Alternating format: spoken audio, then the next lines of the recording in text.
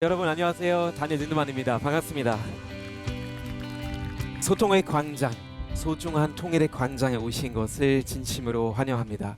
오늘도 저희가 흥미로운 이야기를 많이 준비했으니까 기대 많이 하셔도 좋을 것 같습니다. 예전부터 통일에 대해서 소망하는 노래들도 많고 했는데요. 저희 청년 세대는 통일하고 거리가 점점 멀어지는 것을 알 수 있는 것 같습니다. 기성 세대는 그것에 대한 안타까움을 표현하죠. 어쩌면 아예 갈등까지 생기기도 하고요. 우리 소원은 통일, 또한 민족 대통합 이런 단어들 점점 멀어지고 있는 그런 현실인 것 같은데요. 우리는 왜 통일을 논해야 할까? 그리고 통일을 바라보는 관점은 어떻게 변해야 할까? 이 질문을 던져보는데요. 따로 살자는 북한, 그래도 통일이 온다 라는 주제로 저희가 오늘도 아주 훌륭한 분을 모셨는데요. 안정식 SBS 북한 전문 기자님을 모시겠습니다. 큰 박수 부탁드립니다. 네, 안녕하세요. 기자님 안녕하세요. 반갑습니다. 네, 안녕하십니까? 네, 반갑습니다. 네. 어서 오십시오. 인사 한 말씀 부탁드리겠습니다. 네, 안녕하십니까? 저 SBS에 95년부터 기자 생활을 하고 있고요. 지금 북한 문제에 다루고 있는 안정식이라고 합니다. 반갑습니다.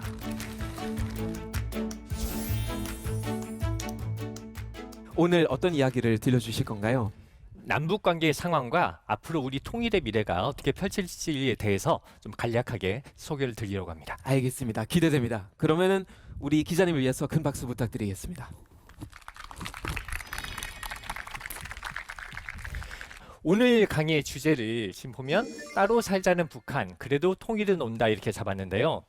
이 따로 살자는 북한 이 부분은 2024년 현재의 남북 관계가 어떤 상황인지를 좀 설명을 드리려고 하고요. 다음 단락인 그래도 통일은 온다 이 부분은 우리 미래의 부분인데 이게 꼭 통일을 당위적으로 해야 한다 이런 차원이 아니라 우리한테 정말 통일의 기회가 올 것이다 라는 부분을 좀 여러분들에게 얘기를 드리려고 합니다.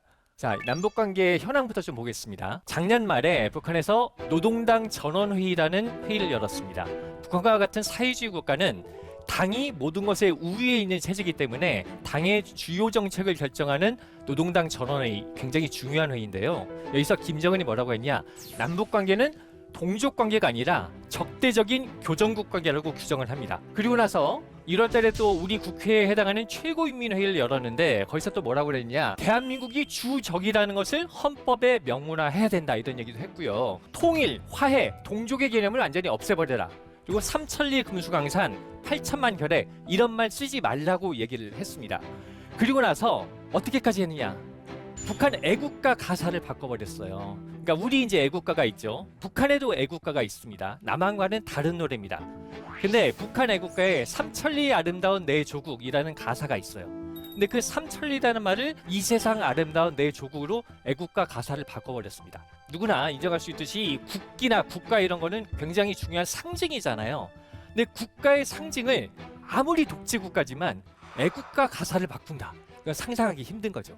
그 정도로 지금 김정은이 북한이 남북 관계는 완전히 단절됐고 남북이 따로따로 두 개의 나라로 가겠다라는 걸 시위를 하고 있는 겁니다. 우리가 지금 휴전선이 이 철조망과 지뢰로 파묻혀 있어서 남북이 통행이 안 되게 돼 있죠. 이 가운데 남북이 두 군데의 통로를 뚫었습니다. 서쪽에 경의선도로, 동쪽에 동해선도를 뚫어서 경의선도로는 개성공단이 가동될 때 사람과 물자가 왔다 갔다 했고요. 동해선도로는 금강산 관광이 진행되고 있을 때 우리 관광객이 왔다 갔다 하던 통로입니다. 그런데 이 경의선과 동해선의 북쪽 지역에 지뢰를 다 깔아버렸어요. 이건 무슨 얘기냐? 남한의 상황이 어떻게 바뀌든지 간에 더 이상의 남북관계는 안 한다. 이대로 끝이다. 라는 거를 지금 시위를 하고 있어요. 북한이 왜 이렇게까지 강력하게 나오는 것일까? 올 초에 북한이 뭐 전쟁 얘기도 하고 남북관계 단절을 강하게 밀고 나오니까 왜 그런지에 대해서 여러 가지 가설이 있었어요. 뭐 첫 번째, 북한이 정말 전쟁하려는 거 아니냐? 이런 우려가 있었죠. 근데 이제 이 부분은 1월에 아까 말씀드렸던 최고인민회의를 하면서 김정은이 뭐라고 했냐면 적들이 건드리지 않는 한 일방적으로 전쟁을 결행하진 않겠다. 라고 얘기를 합니다. 그러니까 이제 전쟁을 하면 남한도 피해가 막심하지만 북한도 거의 망하는 거잖아요. 그러니까 김정은이 전면전을 할 생각은 없는 걸로 보이고요. 그러면 과연 올 초의 공세가 남한 선거용이냐? 그러니까 4월에 총선이 있었지 않습니까? 그러니까 남한 선거에 영향을 미치기 위해서 북한이 이렇게 공세를 편 거냐라는 가설이 있었는데 지금 총선이 끝난 입장에서 보면 북한이 우리 선거에 영향을 미치기 위해서 뭔가를 굉장히 열심히 했다. 이런 느낌은 별로 없잖아요. 그러니까 선거용으로 보기도 좀 어려울 것 같고 그러면 미국을 향한 메시지냐? 이제 지금 미국 상황을 보면은요, 뭐 러시아 우크라이나 전쟁, 이스라엘 팔레스타인 전쟁으로 정신이 없잖아요. 전 세계에서 2개의 전쟁을 치러야 되니까. 근데 북한이 물론 올해 초에 계속 미사일을 쏘아대긴 했습니다만 북한이 한 도발의 수준이 워싱턴이 이스라엘이나 우크라이나 상황을 제껴두고 북한에 신경을 써야 될 정도의 심각한 도발 수준은 아니었다고 봅니다. 그렇다면 북한의 입장에서 보면 예전에 한번 김정은과 트럼프가 정상회담을 2번이나 했으니까 트럼프를 상대로 북미 협상을 하고 싶지 임기 말에 있는 바이든을 상대로 올 초에 도발을 해서 북미 협상을 추구를 했겠느냐, 이것도 별로 설득력이 높진 않아 보인단 말이죠. 그렇다면 북한이 왜 그랬느냐, 결국 북한 대내적인 이유가 크다고 보여지는데 지금 북한 당국의 최근 가장 큰 골칫덩어리 중에 하나는 북한의 젊은 세대, 우리 시기에 MZ세대겠죠. 북한은 장마당 세대라고 그러는데 이 젊은 세대들이 한류에 빠져서 한국 드라마 보고 한국 노래 부르고 한국 말투 따라하고 그러다 보니까 당에 대한 충성심, 김정은에 대한 충성심이 약해진, 이게 가장 큰 골칫덩어리 중에 하나예요. 그래서 뭐 반동 사상문화 배격법, 평양문화보호법, 청년교양보장법, 이게 이제 우리 민간단체에서는 3대 악법이라고 부르는 것들인데 한류 차단, 외부 문화를 차단하려고 굉장히 사활을 걸고 있는데 방금 말씀드린 이 법들이 어떤 법이냐면 쉽게 말해서 한국 드라마 조직적으로 유포하거나 한국 말투 조직적으로 알려주거나 그러면 최대 사형에 처할 수 있는 어마어마한 법입니다. 근데 이제 문화라는 게 여러분도 알다시피 단속과 규제를 한다고 해서 차단되는 게 아니잖아요. 그렇다면 북한의 입장에서 보면 보다 근본적인 방법이 필요한 거죠. 그게 뭐냐?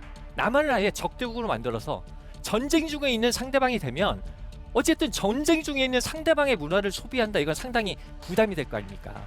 그래서 남북 관계 완전한 단절을 통해서 젊은 세대들의 사상 이완을 다 잡고 체제 결속을 하겠다. 이런 의도가 상당히 높은 걸로 보여집니다. 결국 김정은은 지금 어떤 행동을 하고 있냐?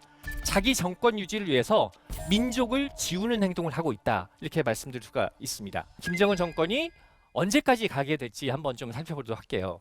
요즘 북한 뉴스 보면 김정은 다음으로 많이 등장하는 이름 김주애죠. 김주애가 이제 재작년 말에 등장을 했는데 맨 처음 김주애가 등장했을 때만 해도 제가 왜 나왔을까, 어린애가 왜 나왔을까에 대해서 여러 가지 의문이 많았어요. 근데 이제 김주애가 나와서 활동하는 모습을 보니까 심상치가 않아요. 어린애가 인민군 장성들을 병풍처럼 세워놓고 사진을 찍는가 하면은 작년 9월 열병식 때 보면은 김정은하고 나란히 앉습니다. 그건 김정은하고 동급이라는 얘기잖아요. 또 올해 초에 이제 외부 현지 지도를 김정은이 갔을 때 북한 매체들이 보도한 걸 보면 김정은과 김주애에 대해서 향도라는 표현을 씁니다. 향도라는 게 길을 인도한다는 뜻입니다. 그러니까 향도라는 건 북한을 인도해 간다는 거니까 지도자라는 뜻이겠죠. 지금까지 북한 매체에서 향도라는 표현을 쓴 대사는 조선노동당과 최고 지도자밖에 없었습니다. 그런데 김주애에 대해서도 향도라는 표현을 썼다. 이거는 김주애가 미래의 북한을 이끌고 갈 지도자다. 이런 의미겠죠. 그래서 우리 국정원도 현 단계에서 가장 유력한 후계자는 김주애다라는 판단까지 가 있는 상황입니다. 하지만 물론 변수는 남아 있어요. 왜냐? 김주애가 지금 2012년 말이나 2013년 초에 태어난 걸로 보고 있기 때문에 만 11살 남짓인데 아직 너무 어리잖아요.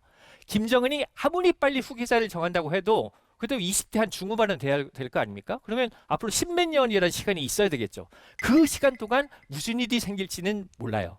지금 상황에서는 김정은이 주애가 제일 후계자감이야 생각했는데 좀 애들 키우다 보니까 주애 동생이 더 능력이 있는 것 같네? 이렇게 생각이 바뀔 수도 있는 거고, 그 다음에 김주애가 정말 국가를 이끌어갈 능력이 있는 사람이냐, 여기에 대해서도 검증이 안 됐고요.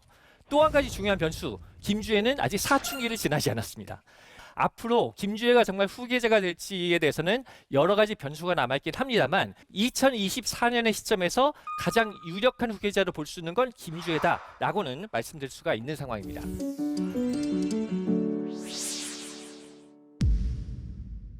근데 이 김정은이 왜 벌써 어린 후계자를 데리고 나왔을까를 설명한 데 있어서는 심각한 건강 이상설이 제기됐던 거 기억하시는 분들 있을 텐데, 내가 건강을 잃어서 혹시 권력을 잃고 북한을 통치하지 못하게 되면 어떡하지? 라는 심각한 고민을 안겨준 것은 분명해 보입니다. 이 시기가 되면 우리한테 중요한 건 우리의 선택이에요. 북한 주민들의 그런 욕구를 받아 안아서 빠른 통일로 갈 거냐, 아니면 뭔가 여러 가지로 혼란스럽기도 하고 불안할 것 같은데 두 나라로 지내면 안 돼? 이런 의견이 생길 수도 있죠.